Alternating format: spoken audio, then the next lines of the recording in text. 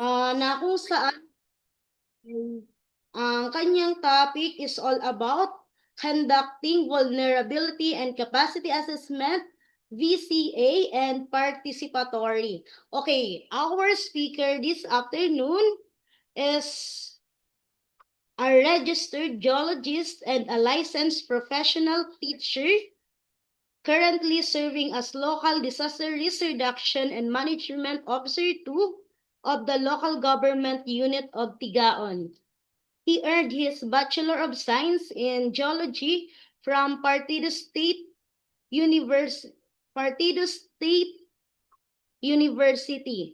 and completed his teacher certificate program at Shepherdville College. He further advanced his academic qualifications by obtaining a diploma in disaster management and a master's degree in disaster risk management from the Central Bicol State University of Agriculture, fields that are integral to national capacity building in disaster preparedness and environmental management. He is currently pursuing a diploma in land use planning at the University of the Philippines Open University, a program that supports evidence-based spatial planning and sustainable development initiatives. He undergone a specialized training in Geographic Information System or GIS, swiftwater rescue, and all hazard incident management, equipping him with both analytical and operational competencies in disaster response. His professional experience, contingency planning, and risk reduction programs. He is a member of the Geological Society of the Philippines and served as Secretary of Alubatok Adventure Incorporated.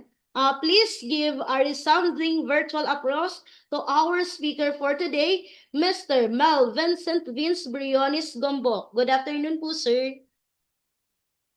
Good afternoon po. Am I audible po? Sure. Yan. Again, thank you, ma'am, for the great introduction, Ma'am Adele. So again, I'm going to share my screen now. Hello po, sir. Medyo mahina po yung boses mo po. Okay po. Wala just may audio. Okay na po, sir. Okay na po. Yes po, sir. Okay na po. Audible ka na po.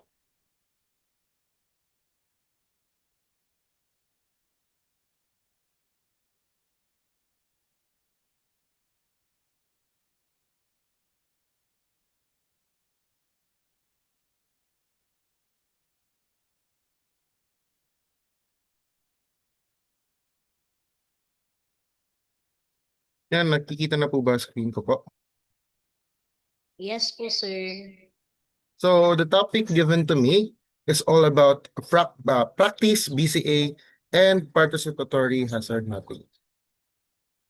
So here are learning objectives. By the end of the session, participants will be able to define vulnerability and capacity assessment and understand its importance in disaster risk reduction. Number 2, identify different types of hazards, vulnerabilities, and capacities in their school and community context. Number 3, conduct participatory hazard mapping with stakeholders. Let's have a quick review of the 4 thematic areas of the DRRM. First thematic area is the disaster preparedness. It established and strengthened capacities of communities to anticipate, cope, and recover from the negative impacts of emergency occurrences and disasters. Example of disaster preparedness in school context is conduct of different DRRM training like basic life support training, conduct of earthquake drill, and other activities. For the disaster response, It provides life preservation and meet the basic subsistence needs of affected population based on acceptable standards during or immediately after a disaster. This is the usual activity in the disaster response, whereas we we give relief, we do search and rescue, and so on. For the disaster prevention and mitigation, it avoid hazards and mitigate their potential impact by reducing vulnerabilities and exposure and enhancing capacities of community. And the last thematic areas is disaster rehabilitation and recovery. It restore and improve facilities, livelihood, and living condition, and organizational capacities of affected communities and reduce disaster risk in accordance with the Building Back Better principle. That's the four thematic areas of the DRRM.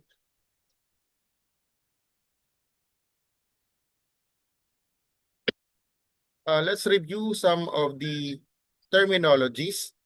A hazard is a dangerous phenomenon, substance, human activity, or condition that may cause loss of life, injury, or other health impacts, property damage, loss of livelihood and services, social and economic disruption, or environmental damage. Hazard is classified as a natural hazard, human-induced hazard, or combination of both. For the risk, the potential disaster losses in lives, health status, livelihood, assets, and services which could occur to a particular or a society over some specified future time period. And for the disaster, a serious disruption of the functioning of a community or a society involving widespread human, material, economic, or environmental losses and impacts which exceeds the ability of the affected community or society to cope using its own resources. Disasters are often described as a result of combination of the exposure to hazard, the conditions of vulnerability that are present, and insufficient capacity or measures to reduce or cope with the potential negative consequences. Disaster impacts may include loss of life, injury, disease, and other negative effects on human, physical, mental, and social well-being, together with damage to property, destruction of assets, loss of services, social and economic disruption, and environmental degradation. How you are going to differentiate hazard, risk, and disaster? Ang hazard, yan po yung mga natural phenomenon. It is an usual natural process. Paano po nagkakaroon ng risk? Halimbawa, sa isang bangin, may isang bangin and sa taas po is may malaking bato. Sa hazard, yung batong yon through time pwedeng mahulog. Paano naman papasok yung risk? For example, yung sa bangin, sa taas may bato, and sa baba is may bahay. So, ngayon, sa risk, merong possibilities or potential na yung bahay na yun sa baba is mahulugan ng bato. And papaano naman papasok ang disaster? Papasok ang disaster kung halimbawa yung isang malaking bato sa bangin nahulog sa bahay at may namatay sa loob ng bahay. Yung senaryong yun is a disaster na po. So, sa hazard po, again, ito po yung mga dangerous phenomenon or natural phenomenon. Then, sa risk po, ito na yung possibility or potential na magkaroon ng losses in lives, health status, livelihood, and so on. Pag sa disaster, may naapektuhan na or may namatay or nasira na yung mga ari-arian mo based doon sa existing hazards. Excuse me. For the capacity, this is a combination of all strength and resources available within a community, society, or organization that can reduce the level of risk or effect of a disaster. Capacity may include infrastructure and physical means, institution, societal capabilities, as well as human knowledge, skills, and collective attribute such as social relationship, leadership, and management. Capacity may be also described as the capability of the community. So for the adaptation, this is the adjustment in natural or human system in response to actual or expected climatic stimuli or their effects with moderate harm or exploit beneficial opportunities. And the last keyword is the vulnerability. For the vulnerability, the characteristics and circumstances of a community, system, or asset that make it susceptible to the damaging effects of a hazard.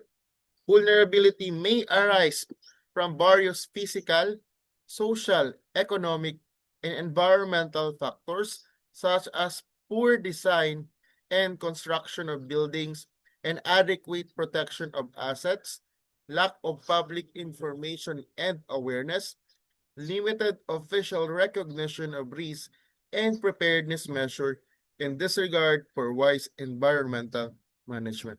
So for the formula of the vulnerability is equal to exposure plus sensitivity plus adapted capacity. So for the adapted capacity, it's still significant but addressed separately.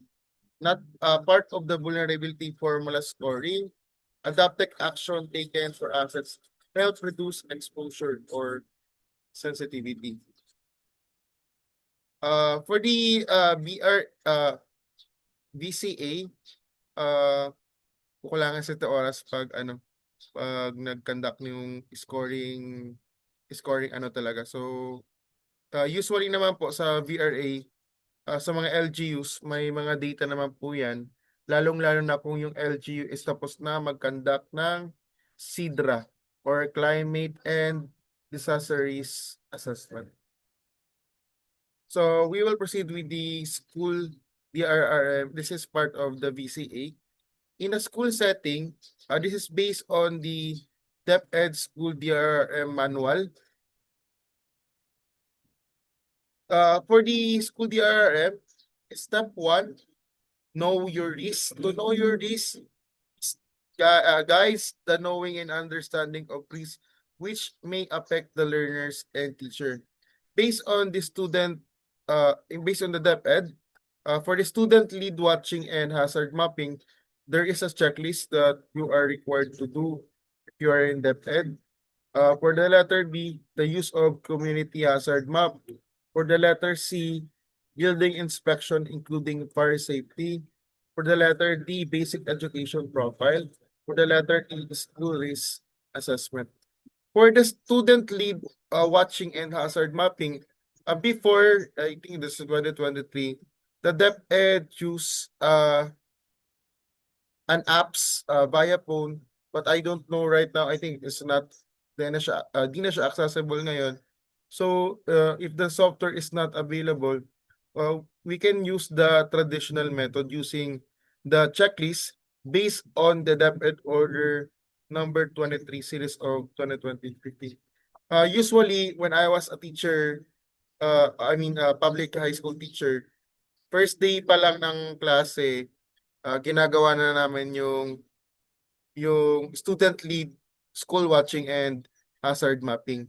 Yan, iniisa-isa po namin yan chinecheck sa school. Yung broken window, slippery pathway, black corridor, heavy objects mounted on top of cabinet shelves, for the flooded area na mga posibleng magkaroon ng baha sa loob ng room, busted plugs, light bulbs, electrical facilities, exposed electrical wires, protruding nails in chairs and table, broken doorknobs, warning signs, slippery pathway in corridors, plants mount on the building railings for the flooding, exposed chemical in liquids, lack or absence of storage for equipment, unlabeled chemicals, dripping ceiling, open pit, stagnant water, unpruned trees, bushes, and shrubs, open or clogged canal, no ramp for elevated school buildings, broken or dilapidated ceiling, open incomplete perimeter fence, presence of stray animals inside the school campus, presence of electrical posts, transformer near or within the school perimeter, no systems of release to parents during emergencies, no posted emergency hotlines around the school, garbage area or the segregation of biodegradable and non-biodegradable, detached or peeled off GI sheet, broken toilet bowl and or sink, broken chair, desk or table, block or no emergency exits, unmounted cabinet shelves, medical kits in every classroom, bells all alarm, condemnable building or collapsing very old structure, collapsing building and or prominent cracks in classroom, others least as possible. So, first day of class pa lang or during Brigada Eskwela, nagkakandak po kami yan sa dati ko pong school noon. So, for the hazard maps naman po, this is again part of the knowing the risk in your school. For the hazard maps, ang hazard maps po, available po yan sa inyong mga kanya-kanyang LGUs. You may ask the local DRRM for a copy of the map. Ang mandate naman po sa mga MDRMO is ibigay and i-disseminate po ang mga mapa. For example, may budget yung LGUs, minsan yung mismo LGU sa po yung mga nagpapadala po ng mga hazard maps na hard copy or sila na po yung nagpa-tarp and binibigay po sa mga schools. You can request naman po sa local DRRMO na magtuloy niya. And for the step 2, to reduce your risk, prepare to respond, and ensure education community.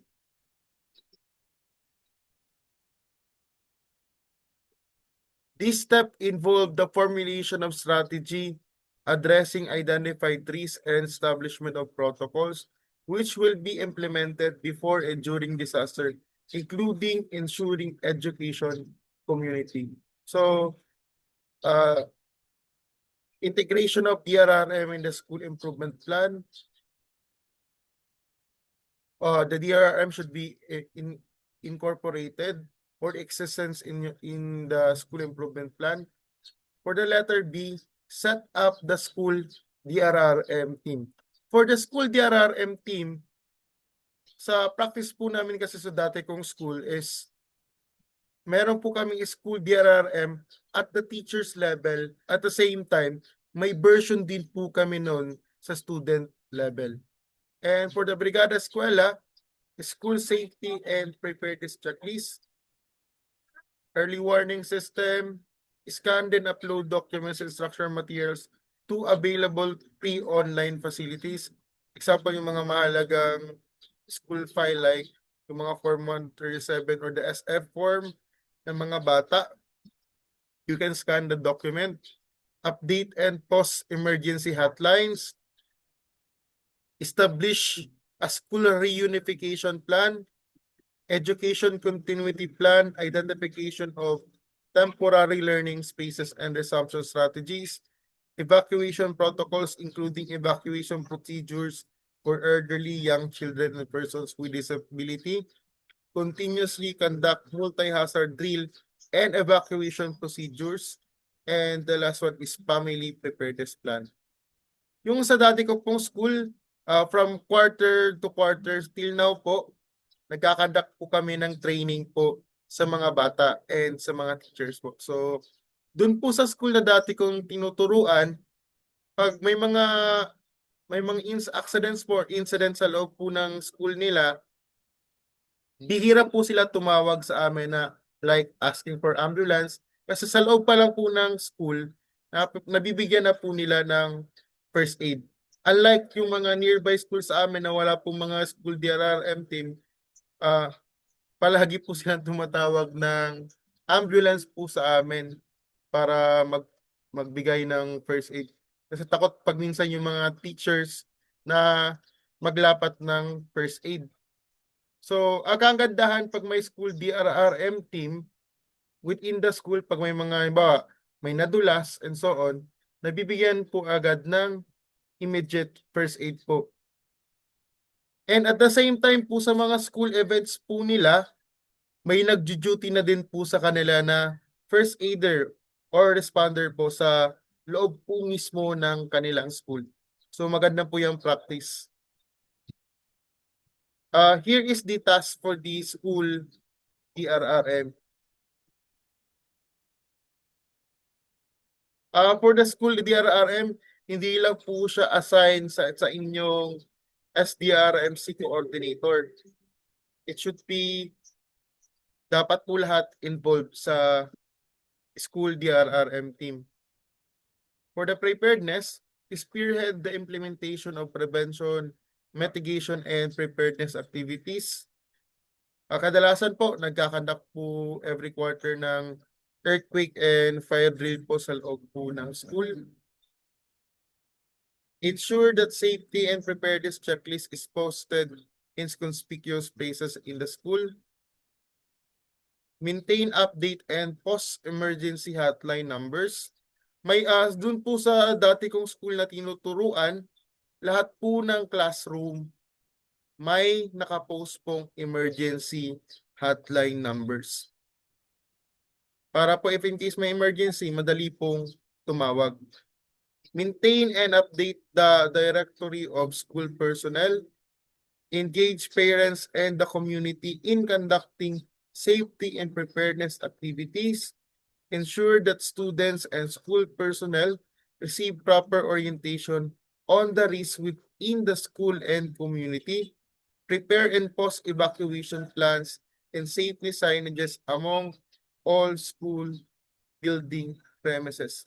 May mga school po talaga na kumpleto sila, meron silang evacuation plans. Kung saan, for example, magkaroon ng earthquake, saan ba yung evacuation route?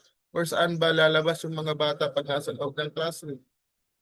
So yung mga school po na active po yung SDRMC coordinator, gumagawa po sila ng sariling evacuation plans. Yung may mga araw-araw po yan na signages. And dinidikit din po nila sa kada classroom po and sa hallway na kung saan makikita ng bawat isa po. Oversee the conduct of student-led risk assessment. Yan na po yung na may checklist po. Identify evacuation areas within the school facilities. Ensure the safekeeping of school records, example, inventory, personnel records, and so on. Ensure that children with special needs, including learners in early grades, are properly secured and situated to facilitate their prioritization during evacuation. Maintain sufficient amounts of drinking water and first aid. Keep functional radios and emergency lights and batteries. So for the task of the school DRRM, for the task for the teachers, maintain and update the directory of parents and or guardian of students. May mga cases po kasi na halimbawa, yung bata is na sugatan, mag-aas pa yung teacher pag minsan, ano nga yung pangalan ng magulang nun? Tapos isa-search sa Facebook and kukontakin.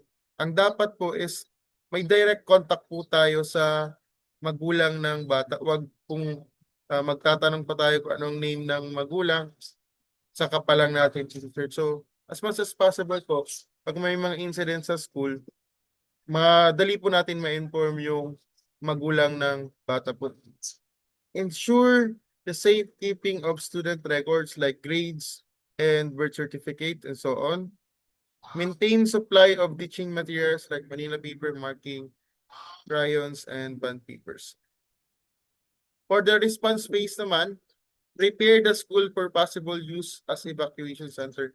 Though may DepEd memo tayo na di na automatic ngayon na evacuation centers po yung school. Pero po, sa kadahilan ng wala po talagang ibang facilities, kadalasan pa ding nagagamit yung mga school as evacuation center. Ensure that all personnel and learners are informed of the emergency situation. Serve as building marshals and check if all classrooms have been cleared during evacuation. May mga na-observe lang po kami during po nga pa nag-evaluate po kami sa earthquake drill. Kadalasan po, yung mga teachers po, di sila nagpa-participate. Ang nangyayari, pag minsan, inaasa na lang sa class president yung pag-head counting, pag-reporting, which is di po siya dapat. For example, wala ka po. So, ang nasa protocol po natin is, pwede, pag example, mag-absent ka, yung katabi mo pong classroom is, tas ano, makikiusap ka sa teacher na if in case na wala ka, sila muna mag-manage ng class. For example, may biglaang earthquake and so ganyan.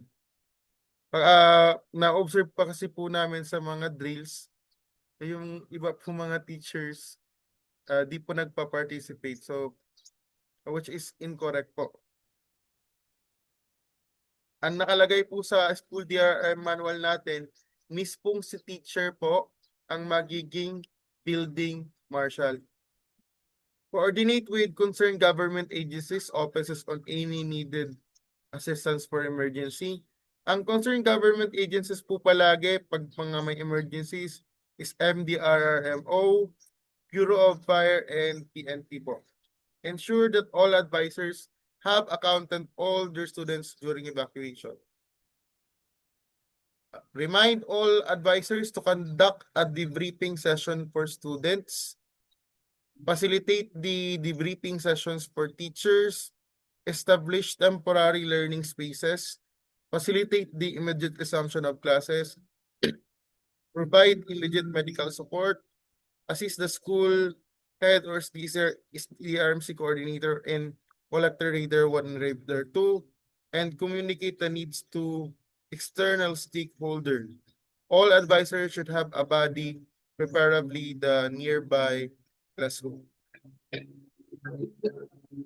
For the debriefing session, I believe di pa kasi po talaga train for the psychological first aid. So hoping po na mag-conduct po yung DepEd or the local DRRMO ng ano po ng psychosocial training po para po sa mga debriefing sessions. For the school advisors, for the classroom advisor, are instructed to do the following: account all students during and after evacuation, facilitate the safe release of learners to their respective guardians and or parents, provide psychosocial support to learners, and provide play activities for young learners to process their experience. So, yan po yung mga nasa list based po sa inyong DepEd manual.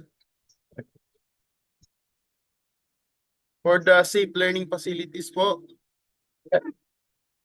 facilitate the assessment of school electrical system to make necessary repairs and or upgrade to prevent fire incidents. Repair minor classroom damages such as broken windows,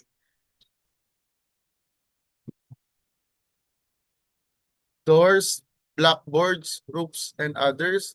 Install appropriate and available fire suppression equipment or resource such as fire extinguisher, water resource, and other indigenous materials.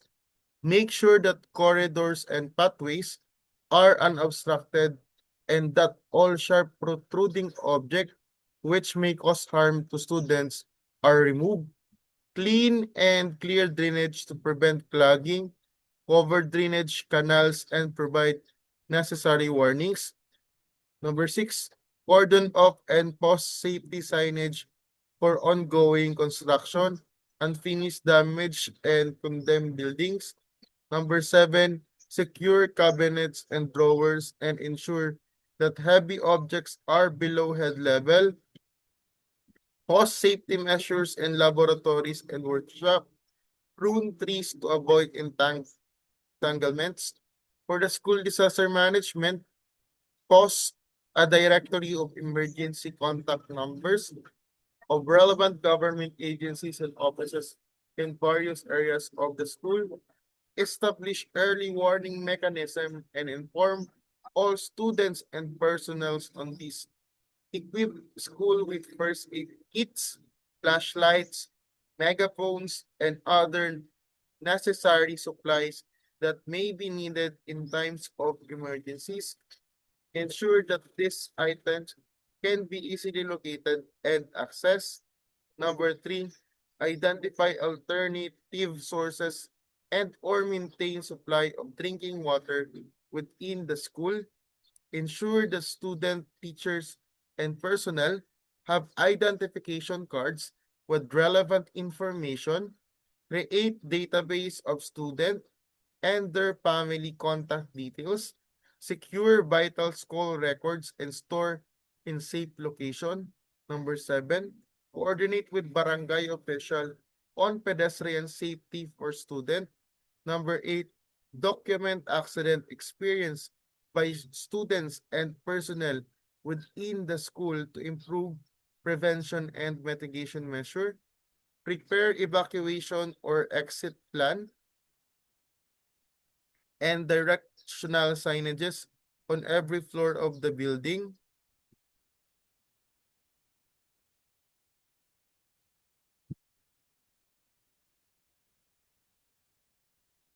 And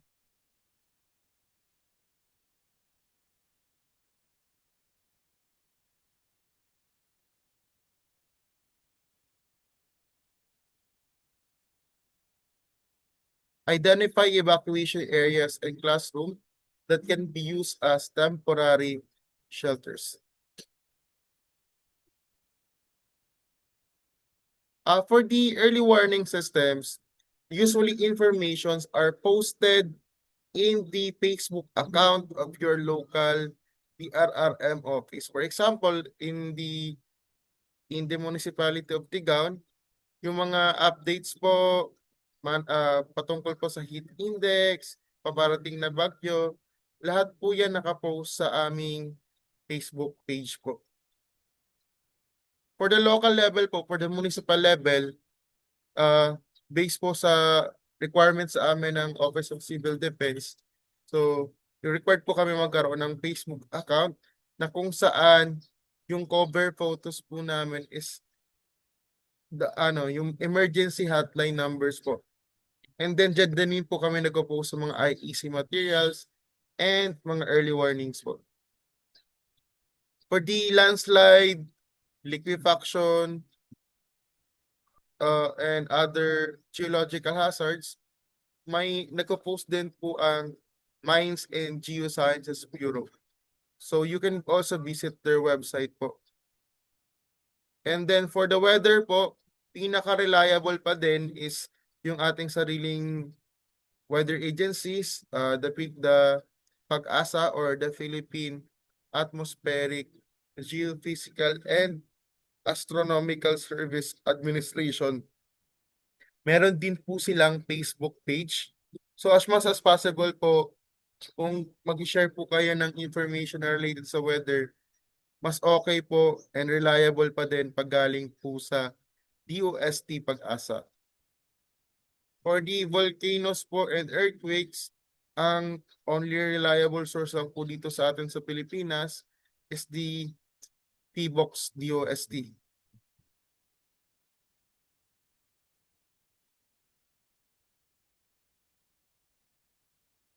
For the school DRRM, implement your plan and be flexible. So, based on the manual, immediate monitoring of effects of hazard, school personnel tracking, student family reunification protocol, a school cleanup, setting up of temporary learning spaces and use of school as evacuation center, resumption of classes, learning materials, and provision of psychosocial support. For the step 4, review, monitor, evaluate, and report. Review implementation of safety and preparedness measures and protocols. Integrate the assessment result in school planning. Letter C, learn from past disasters. And letter D, monitor, evaluate, and report interventions before, during, and after disaster. So yan po yung useful pa din po kahit matagal na pong na-publish itong school DRRM manual, useful pa din po siya ngayon and reliable pa din po yung mga nasa manual po ng DepEd.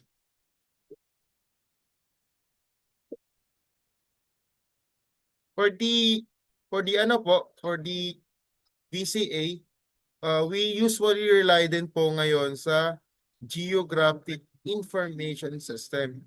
Ang Geographic Information System is a computer system used to create, store, analyze, and visualize data related to position on Earth's surface. It links data with geography, allowing users to map, analyze, and interpret information to understand patterns, relationship, and context.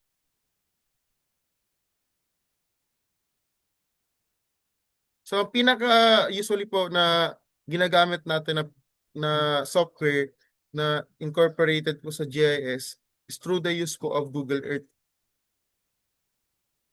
Hindi lang po siya all about locating po kung saan yung location ng bahay ninyo. It is very useful po in DRRM.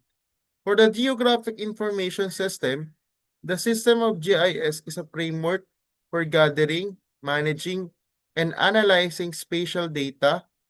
A working GIS integrates 5 key components involved in managing and processing geographic information. For the hardware, this is a GIS operates on a wide range of hardware types from centralized computer servers to desktop computer to handheld mobile devices like smartphone. So, panagmamapping po kami, usually gumagamit na lang din po ng mga apps po sa cellphone ko like yung geocam scanner. Basta lang po makakuha lang po ng coordinates. So, pag minsan mana-mano na lang din po yung lilista, saka na lang po later ipa-plot po sa computer. For the software naman po, a GIS software provides the functions and tool used to store, analyze, and display geographic information. Tools for the input and manipulation of geographic data, and tools that support query analysis and visualization of that data. So, kadalasan pong ginagamit na software namin ngayon is Quantum GIS and ArcGIS po. So, yan po yung ginagamit namin para makapagawa po ng map, makapag-overlay po, and ma-display po yung mga information po na nag-gather namin. For the data, is the central component of GIS. A GIS will manage and integrate geographic information with other data resources and can even incorporate to DBMS to manage spatial data. So, kadalasan po yung mga shapefiles like yung para mga shape po na may mga information, may mga ano na po yan, data kung anong barangay, or kung ano pong, depende po sa data sets na gagamitin po. And for the people, this is the GIS technology is of limited value. Without the people who manage the system and develop plans for applying it in a real world problem, GIS users can be the administrator, analyst, cartographer, field worker, or any number of people throughout its organization. So, ang tawag po dito sa atin sa Pilipinas, sa mga gumagamit po ng mapping software or the GIS softwares po, sila po at tinatawag ng mga GIS specialists po. For the workflow, are the system that may incorporate business rules, which are the models. So in this ano po, we are going to use platforms from the DOSTP books po in ano po, in identifying the hazards, the natural hazards that may affect your schools po. So, but before that, I'm going to teach you how to read a hazard map.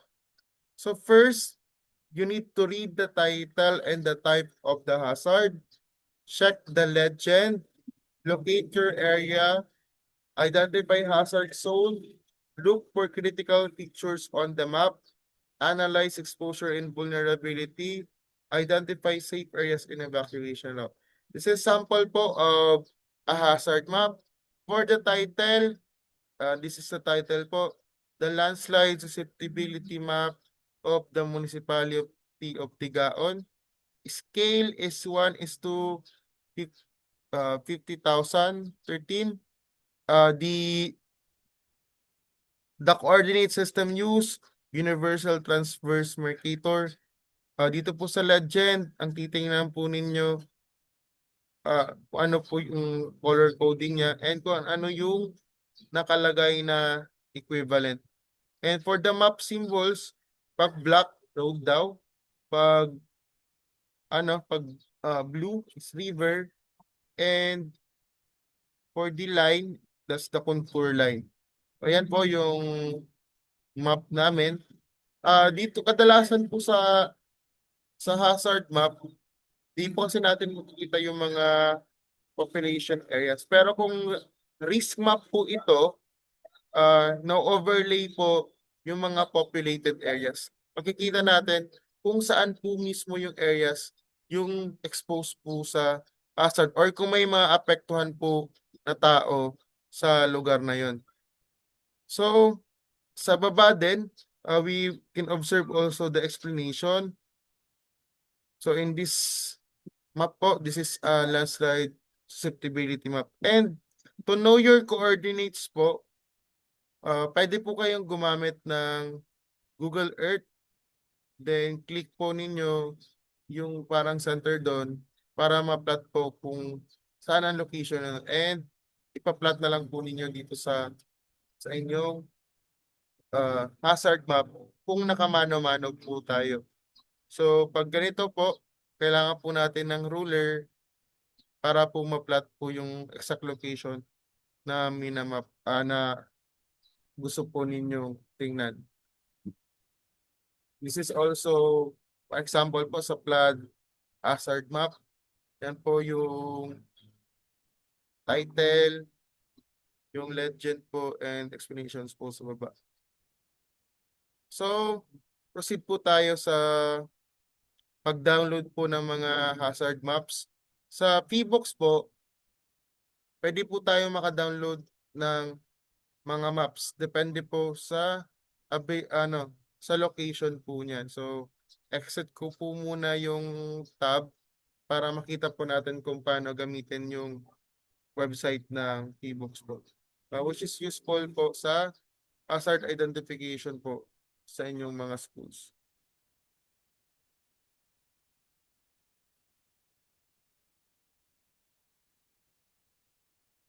So, search lang po ninyo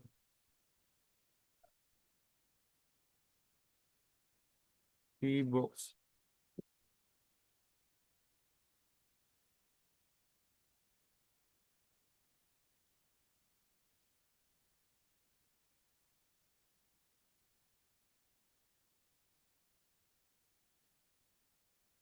PBOX hazard map.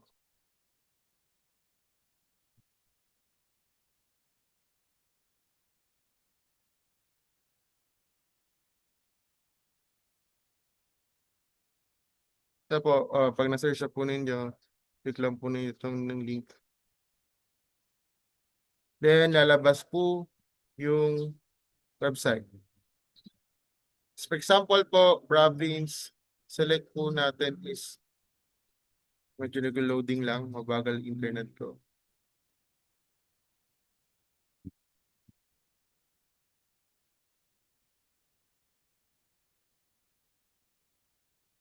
So, for example po, sa earthquake lang, i-reload ko lang po ulit. Yan, for example po, Bicol Region,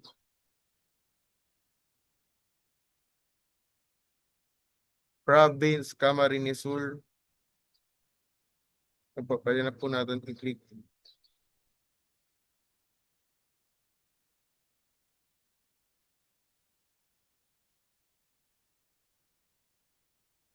Sa baba po, makikita po ninyo yung mga available maps po for the province of Camarines Sur. So kadalasan po, ang available na maps po dito sa website ng PBOX is province-wide. So try po natin na open itong PNG po. Pag KMC po kasi, ito po yung pwede po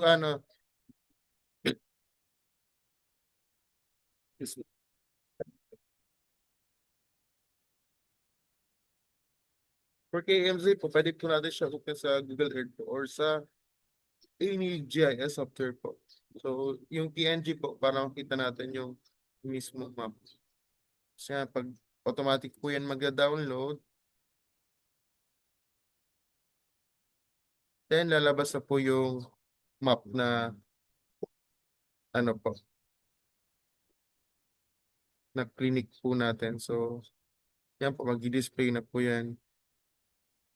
Automatic naman po download. So, yung clinic po natin is this the fault zone. So, control, yan po, pinapakita po yung mga fault lines. So, usually po, naka-province wide po ito.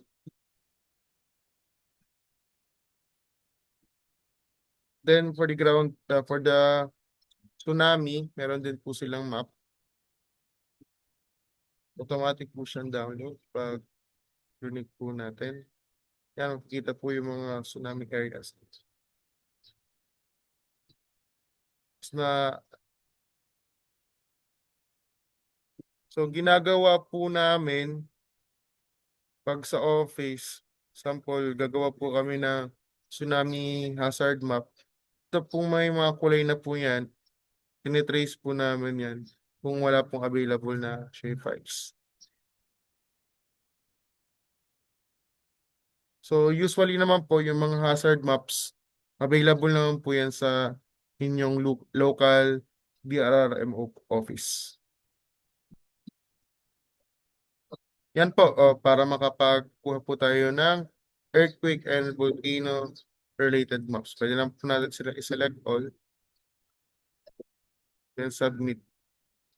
Sa baba po, makikita natin na yung mga mga iba't ibang mapang available.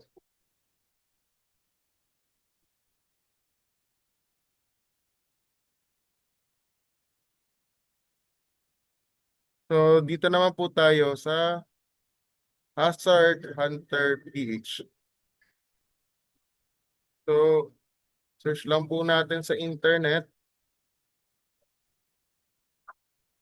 Hazard Hunter Philippines. Hazard Hunter PH na lang. So, pag nakita na po natin yung website, click lang po natin.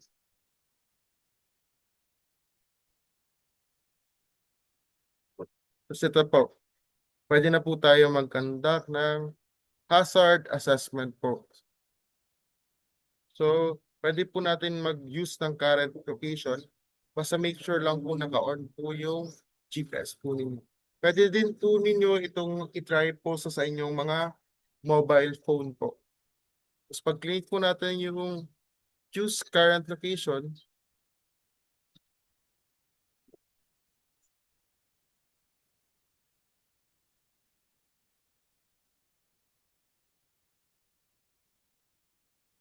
ayan, automatic po, mag-provide po yan ng report. Assessment report. Yan, for seismic hazard assessment, magbibigay po yun ng information about kung ano po yung nearest fault zone, active fault, kung may kung safe ba sa ground rupture, for the ground checking kung hanggang ilang intensity, kung may data ba about earthquake induced landslide, kung safe pa sa liquefaction, tsunami. For the volcanic hazard assessment, ano po ba yung nearest volcano sa location ko?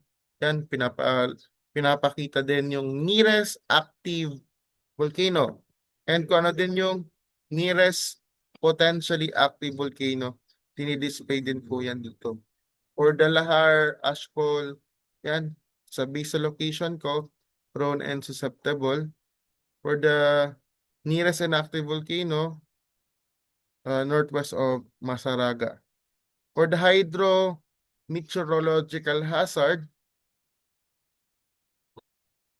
the for the assessment for the race-induced landslide, low susceptibility, there's no identified landslide prone area.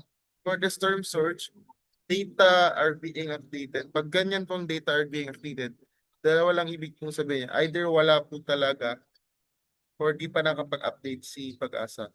For the severe wave, yan po yung possible na may experience po sa location po. Within the 20-year period, yan, within the 500-year period, to 20.1 to 270 kilometer per hour. And dinidisplay din po dyan yung nearest critical facilities. So, paano natin siya magagamit sa mga schools ninyo? So, pwede po natin hanapin yung mga school ninyo. Then, ito pong school na itong nakikita natin sa screen ko. Ito po yung Partido Agro Industrial National High School. So, dito po, double click lang tayo. Automatic po, magpuproduce po yan ng assessment. Yan. May assessment results po sa gilid. Then, pag clinic po natin tong view report with recommendation, puproduce po yan ng report. Yan po. Exact time kung anong oras po na-generate yung report, kung saan po yung geographic coordinates. Then ayan po, naka-detailed na po yung seismic hazard assessment report. Ground rupture, ground shaking, liquefaction, earthquake, and tsunami. Yung kanina, I think, nag-discuss ata kanina yung sa school improvement plan. So, para mas confident po tayo sa pagsagot doon, yung sa may mga hazard part, mas okay po na gumamit tayo nitong Hazard Hunter PH. Kasi minsan, for example, nagtanong din tayo sa local DRRMO, depende kung sino kausap natin doon. So, dito sa amin kasi ginagawa namin, pa nagtatanong yung school kanong hazards, ginaguide po namin sila gumamit nitong Hazard Hunter PH. And aside from that, nagpe-prepare din po kami ng local hazard assessment kasi po may mga data din po na wala po talaga, di po dito reflected.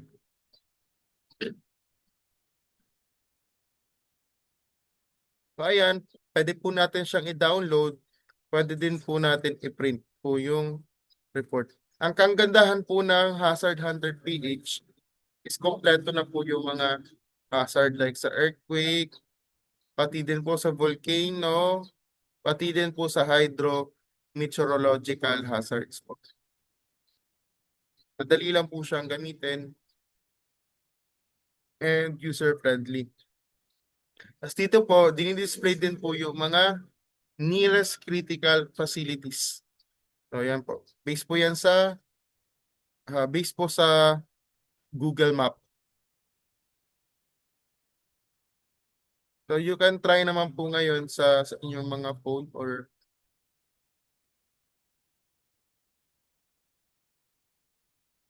so, halos po, nung nag-conduct po ako ng studies ko, yung ang title po ng studies ko is Hazard Proofing of Public Secondary Schools. Ang mainly gamit ko po for the hazard identification po for the natural hazard sa school, ito po yung Hazard Hunter. Reliable po siya.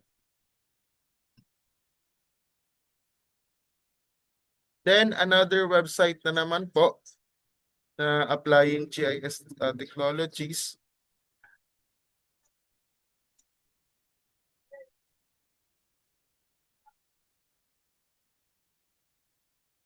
is the GeoAnalytics page.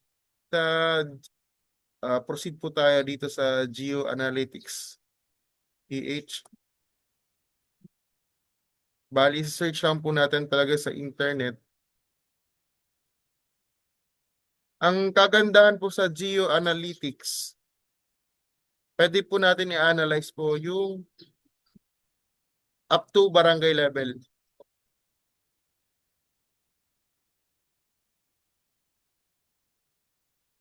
Click pa lang po natin.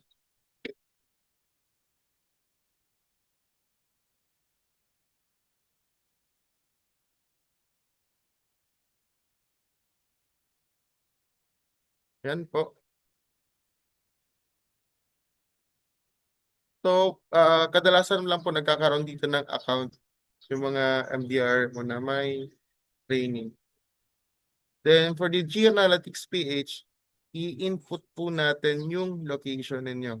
For example po, Region 5,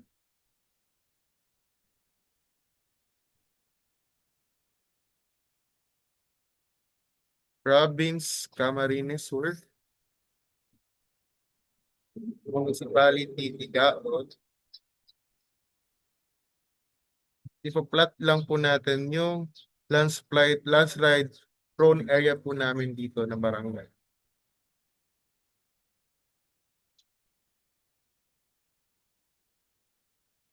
For the hazard po, rain-induced landslide. And submit ko. Nag-generate po yan ng report. Yan. Then, kagandahan po dito, yan po, produce po siya ng report. Kung ano po yung description. Ang dataset po na gamit is yung sa PSA. Kaya po kung isa po yung school is yan, may location naman. Or kung na-plot na po natin yung schools ninyo, makikita po natin kung anong color siya. So dito po sa concept,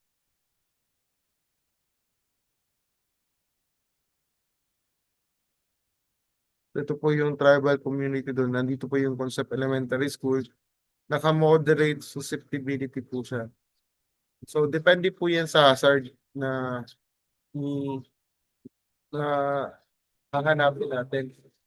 Kung gusto po natin talaga up to specific level or kung ano po talaga yung hazard na affecting sa inyong mga eskwelahan based po sa location. So, kung ano po yung nakikita natin dito, ang ano niya po, base map is Google Earth.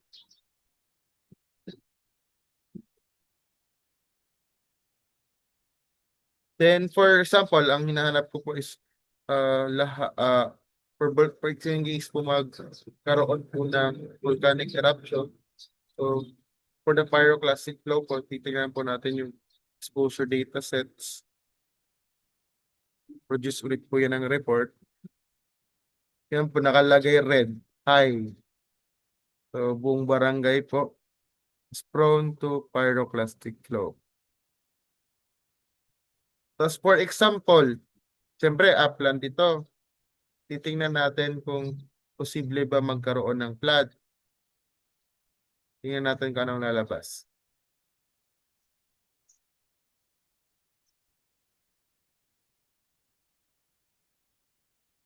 Yan. Wala pong nakalagay. 0% safe. So, bali po dalawang platform yung pwede natin gamitin to identify hazards po sa schools ninyo. Kung gusto niyo po isahang click lang, based po sa coordinate mismo ng school natin, ang gagamitin po natin is yung Hazard Hunter PH. Balik ko lang sa Hazard Hunter.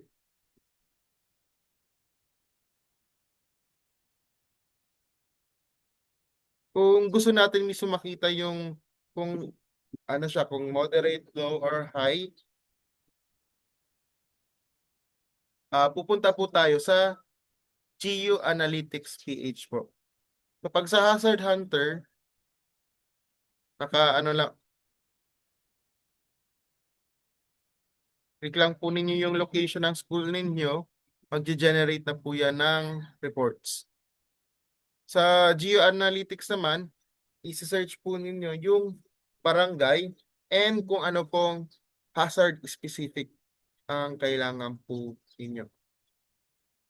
For this session po, ang sasubmit po natin is screenshots po ng paggamit po ng Hazard Hunter PH po and Geo Analytics PH po. Yung sa Hazard Hunter PH po, ang gamitin na lang po ninyong location is yung location po ng schools or pinagtatrabahuan ninyo. And for the Geo Analytics PH, location po or I mean barangay kung saan nandun po yung school ninyo. So, screenshot na lang po natin and attach na lang po sa Word. And ang file name po, name na lang po ninyo po is PBT po. So, madali lang po siya.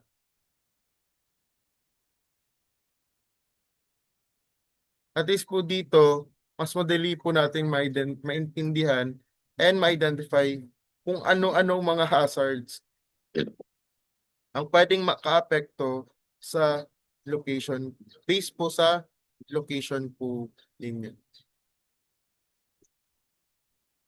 So that's end po for my topic po.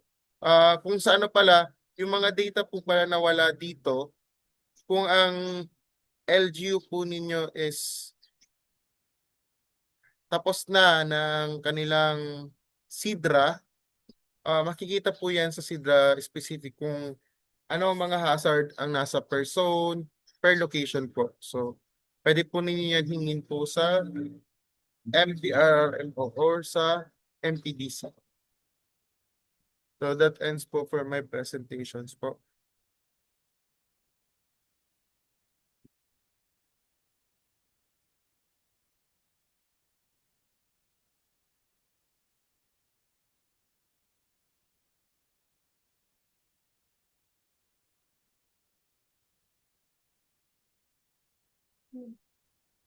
Thank you so much po, Sir Mel Vincent, sa inyong talaga namang magagamit namin na mga professional para ma-update kami sa anumang maaring mangyayari regarding sa mga different hazard. Okay, by the way, to our participants, sino po ang may mga tanong pa po sa inyo?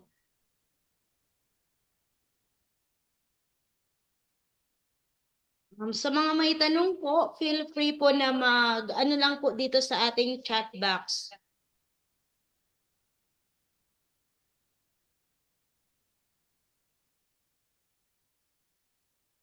Mayroon tayong 41 participants at this moment po. Sino po yung may tanong sa inyo?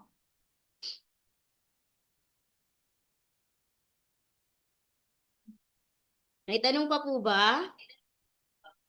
Ano talaga timely yung yung discussion ni sir kasi nga po 'di ba ako dito po sa Bicol dito ba dito yung Bicol region kasi is very susceptible mga ano po sa mga typhoons, mas madali na po nating madedetect gamit yung sa PBOX po 'di ba.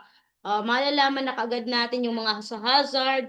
'Di ba po mayroon tayong yung sa geology analytics and the Hunter PH, malalaman na kaagad natin kung ano yung sa school natin na ating pinagtatrabawon, kung mayroon bang landslide, and so on and so forth po.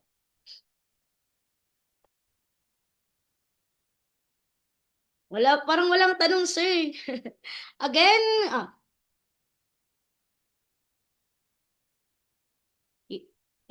sabi nga po dito ni Ma'am Maria Christine Jane Mayoba, very informative daw yung website na pinag-share ni Sir Mel. Kasi nga po ako nga sabi ko pala kahit hindi na ako maghintay ng announcement ng Pag-asa, maaring ako na mismo yung ma-detect ko kung ano ba yung rainfall na mangyayari halimbawa kung maulan dito sa aming lugar, malalaman na po kaagad. Sabi ko, napaisip nga po ako, parang madali lang naman pala gamit yung sa Feebox na alalaman na kaagad kung mayroon ba, kung nasa yellow ba, red yung ano natin, yung sa pagbaha po.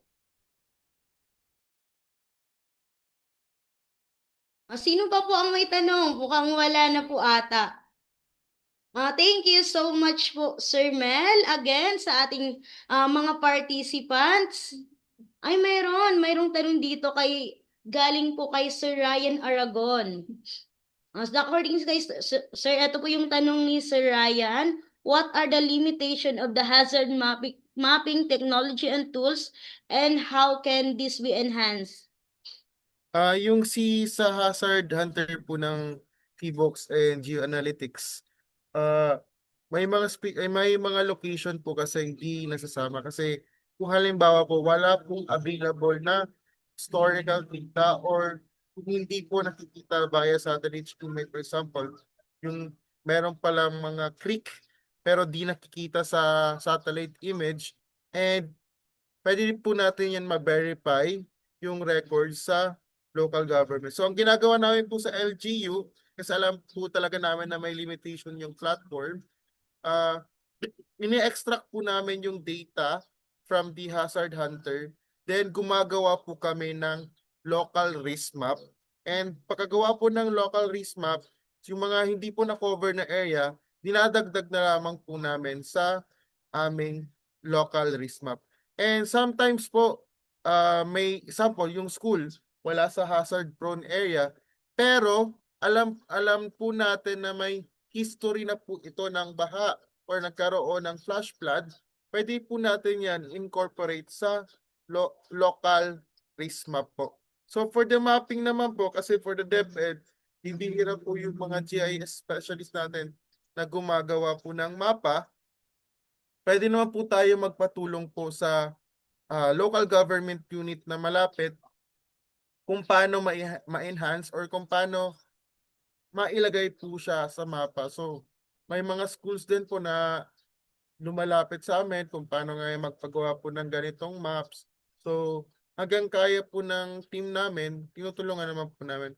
Pero sa anong limit lang po kasi niyan is, ang sa ganyan ng mga request po is, by ano po siya, by localities po. So, paano pong nearest na MDRMO office, so doon po kayo pwedeng makahingi ng makapag-request po. And, excuse me. So, ang limitations lang po niyan is based pa din po kung ano po yung available data na ginamit po. So, kung paano po siya ma-enhance, updating po. So, from time to time naman po, nag-update naman po ang PBOX and other agency. Kasi po, yung data po ng PBOX, data po ng MGB, data po ng Pag-asa, is na ano naman po yan, na i-incorporate naman po. And also, useful din po yung windy.com. So, ginagamit din po namin yan sa early warning system dito po sa amin sa MDRMO. Pero, kailangan po nakapag-subscribe tayo sa premium. Kasi iba po yung mga features na makikita po natin sa So, ang kagandahan na lang po sa office po namin is bukod po sa gumagamit kami ng Windy, may sarili po kaming meteorologist. So, mas okay po na sa pag-interpret po is sa expert pa din po ng galing. And yan pong yung iba pong mga website like yung sa online yung may watcher so on and di po kasi namin nare-recommend po kasi pag minsan po inconsistent yung mga explanation po nila and data that can mislead po the public po.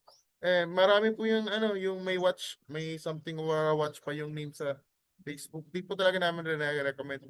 For the reliable information po regarding hazards, focus lang po tayo sa MGB, PBOX, Pag-asa, and local DRRMO.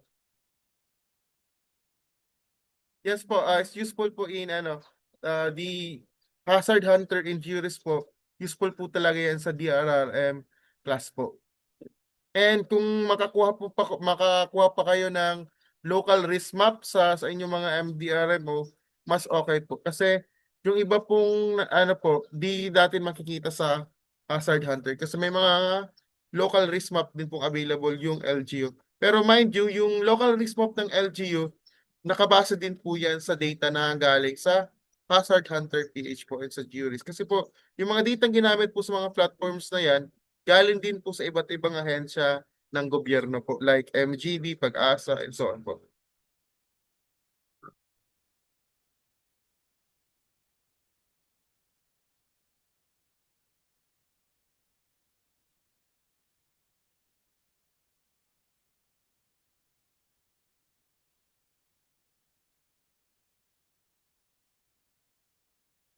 So how can we leverage this hazard map tech and tools effectively to assist the marginalized communities and geographically challenged areas in the Philippines during the disasters and crises?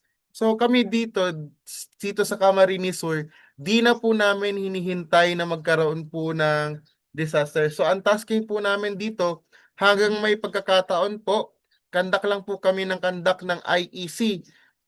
Actually po, meron po kami ditong barangay na kung makikita po natin sa yun sa ano sa Hazard Hunter pati sa Geoanalytics, naka-green po siya. Pero ang ginagawa po namin, though moderately susceptible po yung location sa landslide, ang ginagawa po namin kada bagyo is nagpo-force evacuation po kami. Buong barangay po ang binababa namin for the safety po ng community. So, yan po, through the use po ng platform, pag may mga barangay assembly po, pinapakita din po yan namin sa community para alam na po nila kung ano yung what to expect, ano ang gagawin if in case po may disaster. So, based po sa experience namin dito sa Kamsur, kada magpakandak po ng preemptive and force evacuation, medyo di na po gaanong mahirap.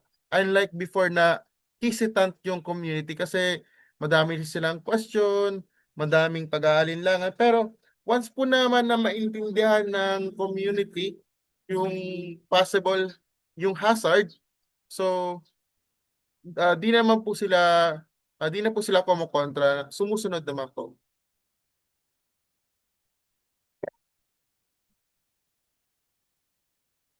So ano po, for the community ano po, for the assist the marginalized communities, uh, ang ano po, ang mga planning documents po sa LGU like the Local Disaster Risk Reduction and Management Plan, pati po ang CLUP o the Comprehensive Land Use Plan, nakaano na po yan,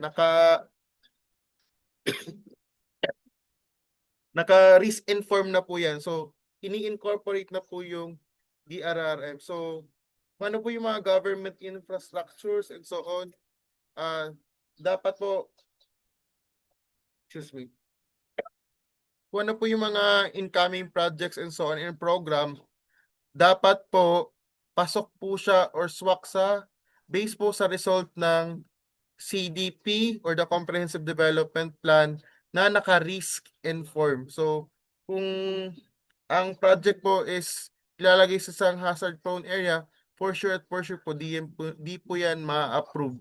Kasi may mga parameters naman pong sineset yung government. And lahat po ng mga plan po natin ngayon is required na po ang naka-risk inform. So di ka po ngayon makakagawa ng comprehensive land use plan, pati LDRRMP, kung walang climate and disaster risk assessment po.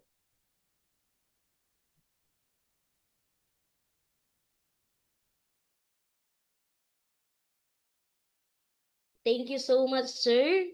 Sino pa po yung may tanong sa ating mga participants? Aside po kay Sir Ryan? May tanong pa po ba? Meron pa.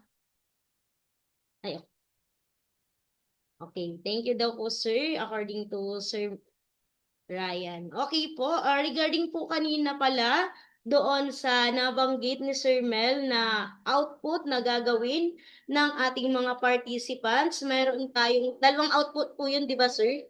Ay yung screenshot po ng yung sa Hunter PH and GU Analytics po. Ilagay nyo lang po yun sa Word and then gagawa po kami ng folder sa G Drive na lang po ay isesend sa inyo kung saan po kayo mag-a-upload.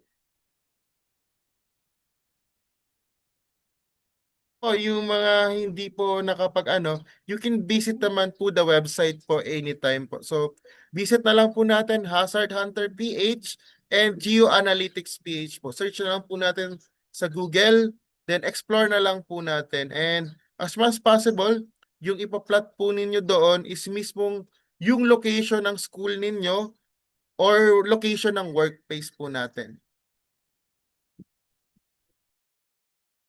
May question pa po ata si Ma'am Ninita. Ay, nawala na. Okay na po ata. Hello, ma'am. Ano po lang, yun lang po. Nasabi na po ngayon ni sir. Hindi ko po kasi nakuha yung yung website para doon sa output. Yung dalawang website po is Oo. Hunter PH and Geoanalytics po.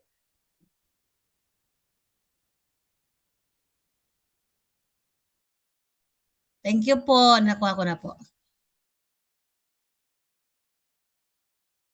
Nilagay na rin po ni Sir Mel dito na po sa ating chat box. Pwede niyong i-click na lang po yan para ma-access niyo po. Sino pa po yung may question or queries, clarification po sa ating mga participants? Sino pa po? Huwag pong mahihiya.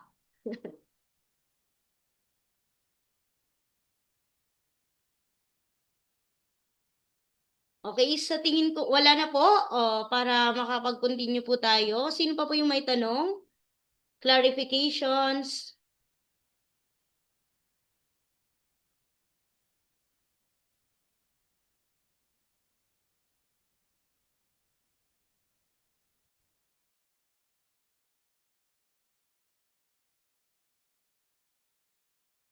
Okay po, if wala na pong tanong, paki-send naman ng heart reaction ng ating mga participants if wala na pong tanong. Okay, thank you so much po. At this juncture po, we will proceed to the awarding of certificate to our resource speaker this afternoon. Thank you so much po, Sir Mel. Citation reads, Apotem Learning Center, Professional Development for Teachers, DTI registration number 622 6222512 tin 771-203-429-00000 CPD accreditation number PTR 2025735 certificate of recognition.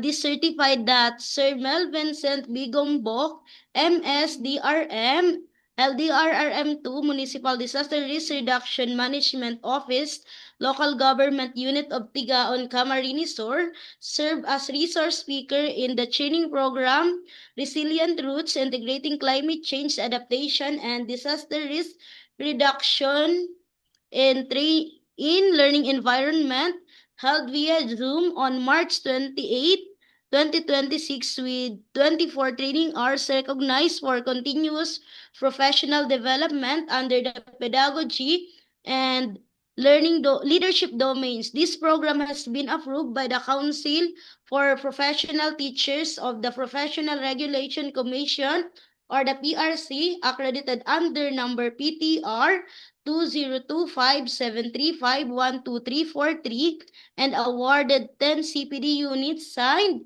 J.R.H. Leonidas, Executive Director, Apotem Learning Center. Okay, please give a resounding virtual applause to our resource speaker this afternoon, Sir Mel Vincent B. Gombok. Thank you so much po, sir, sa very informative discussion this afternoon. Thank you so much po. Para po sa ating participants, please open your camera po para sa ating photo opportunity, virtual photo opportunity po. Please open po your camera.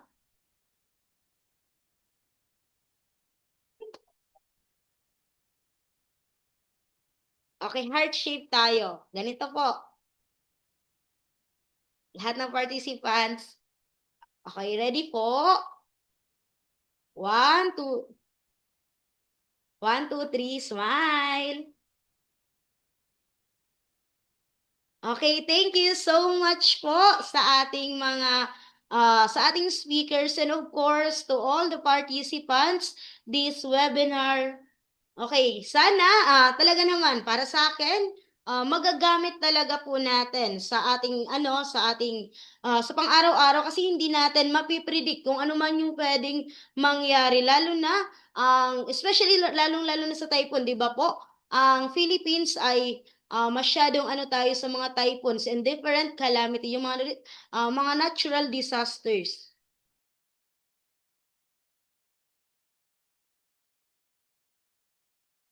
Thank you so much po. And by the way, another reminder sa mga hindi pa po nag-ano ng attendance natin, mag-ano na po ng attendance and of course, i-evaluate po natin ang ating speaker ngayong araw. And tomorrow po ulit, tomorrow morning, we will start our training at 8:30 in the morning. Continue tayo para sa session 3 po. Same link lang po. Thank you. God bless you all po. Diyos ang magbalos po sa lahat na naandito. Thank you po.